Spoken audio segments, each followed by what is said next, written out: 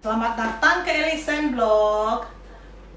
Hari ini kita nak buat kasam oyo, kasam jane, tapi ikut dengan cara saya lah.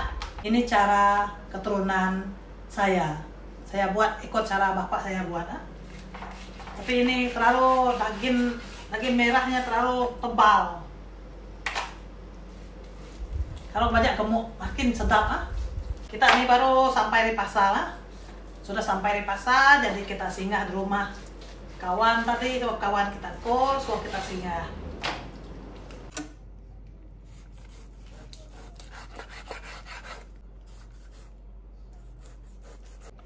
Jadi ini kita potong ikut selera kita lah. Kita nak besar kah, kita nak kecil kah, itu pun potong baru jadi kecil.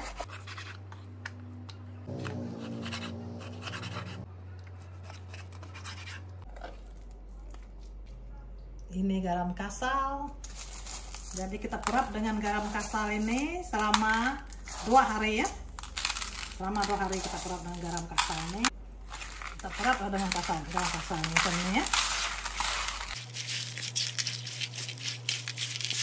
Dan kita simpan dalam kontainer ini ya.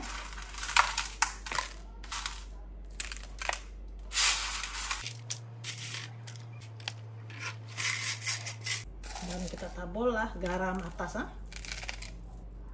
Dan kita biarkanlah garam ini berendam dengan jani atau oyo ini selama 2 hari ya. 2 hari aja, 2 hari. Setelah 2 hari kita akan buang air darah tuh, air kotoran tuh.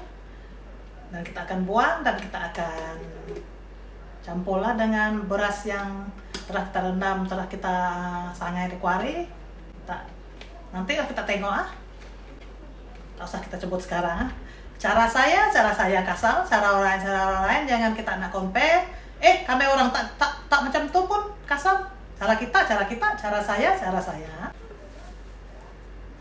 Kita tutup dengan kain supaya lalat tak hinggap. Berasnya kita rendamlah semalam. Sebelum kita tidur kita rendamlah berasnya. Beras yang kita telah rendam, jadi kita tos buang air. Jadi beras yang kita tos tadi kita tutup.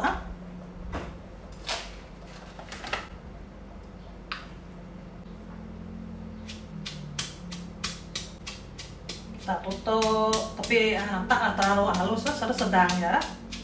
Sudah kita tutup, baru kita sangai di kuali nanti ya. Ini lah macam ni lah dulu bapak saya buat kasam apa-apa, kasam ikan kah, kasam daging, kasam oyo kah, macam tu lah. Sebab tu mula-mula saya transfer ikut suami ke pedalaman dulu. Saya tengok kasam daging, saya tengok kasam oyo orang. Saya heran ada banyak bahan yang campur. Tapi kita tak pernah tengok macam tu. Kita tengok macam mana aja bapak kita buat kasam. Jadi kita tak pernah tengok orang lain buat. Jadi pertama kali kita makan kasam orang, sedap juga lah. Lain orang lain cara. Kita tutup beras ini menjadi bubung. Kami Betawi cakap bubung lah. Kira macam ni dah cukup lah. Jangan terlalu hancur dan jangan terlalu kasar juga. Sedang lah macam ni.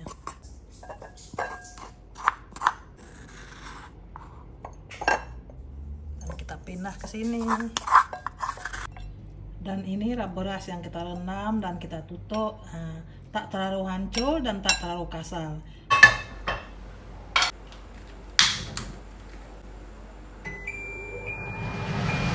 Dan kita sanggailah di pan ya. Slow kan api ya. Kita nih angus. Kita sangai lah di kuali, di pan atau kuari lah. Di kuari itu sama aja lah. Resipi ini saya ikut bapak saya. Kan ada yang komen nanti, kami orang tak buat macam itu. Itu terpulang pada kita sendiri lah. Kemana kita nak buat kasam apa kasam lah. Depend on kita sendiri. Depend on selera kita. Kita sangai sampai ya betul-betul kering. Sudah pun kering, jadi kita boleh padamkan api ya.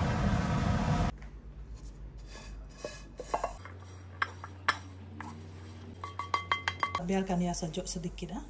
Dan inilah oyok yang kita perap dengan garam selama 2 hari 2 malam. Nah, tengok macam ini lah keadaannya. Nah, air ini kena kita buang. Kalau kita tak buang ya kasam kita bau busuk nanti. Sudah kita perap dengan garam selama 2 hari 2 malam. Ini warna aja dah.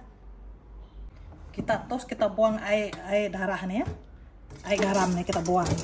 Jangan cuci ya. Jangan cuci. Kita buang aja. Nah, kita buang air tuh. Jangan cuci ya. Ada orang tanya saya, cuci kah? Tak usah cuci. Kita buang air darah tuh, air bau ya. Air darah, air garam tadi sudah buang, jadi kita pindah di sini ini ya.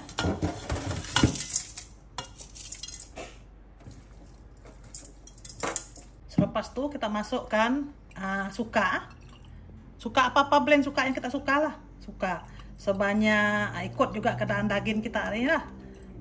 Tujuan kita masukkan suka nih ya supaya kasam kita tak bau busuk dia akan sentiasa bau segar, bau sedap. Tambah kita dengan bubung nasi nanti, bubung beras tuh, bubung kami belajar cakap bubung lah yang kita telah rendam dan tutuk tuh bubung, dan kita sangai dengan makan bubung lah kami belajar. Kita tak tahu lah bahasa lain sorry ya, kita tahu bahasa kita sendiri sebab kita dari kecil dah kita tengok bapak kita buat kasam macam nih. Jadi tujuan suka nih untuk supaya kasam kita tak bau busuk. Satu lagi petua kalau kita simpan suka tadi ya, supaya daging kita bila kita masak dia tak perai.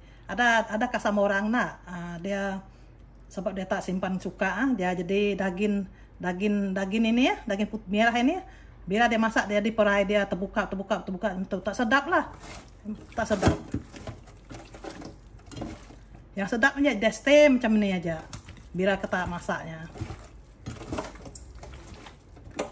Ini petua ini sebab saya ingat bapak saya dulu lah buat macam ini. Jadi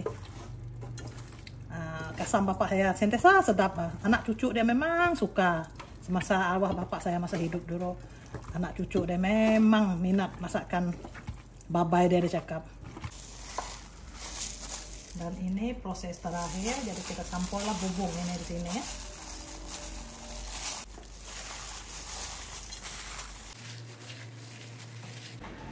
Dan proses terakhir sekali kita simpan dalam botol.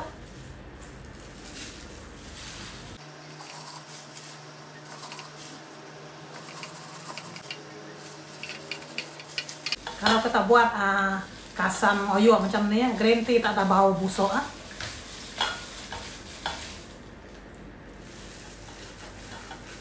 dia akan bau sangat sedap, bau nyaman bila kita masak.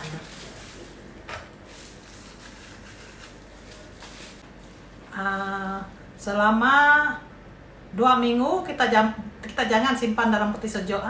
Selepas 2 minggu baru kita simpan dalam peti sejuk supaya ya tahan lama lah. Kalau kita tak simpan dalam peti sejuk pun tak apa juga, tapi kalau kita ada peti sejuk selepas 2 minggu baru kita simpan dalam peti sejuk. Jangan terus simpan dalam peti sejuk sebab dia belum jadi kasam. Kalau sudah jadi kasam dah 2 minggu baru kita simpan dalam peti sejuk. Sekat nih sajalah saya buat kasam oyok. Jadi kita akan berjumpa baru di video saya yang lain yang akan datang, mungkin petang ini, mungkin esok, mungkin lusa. And see you in my next video.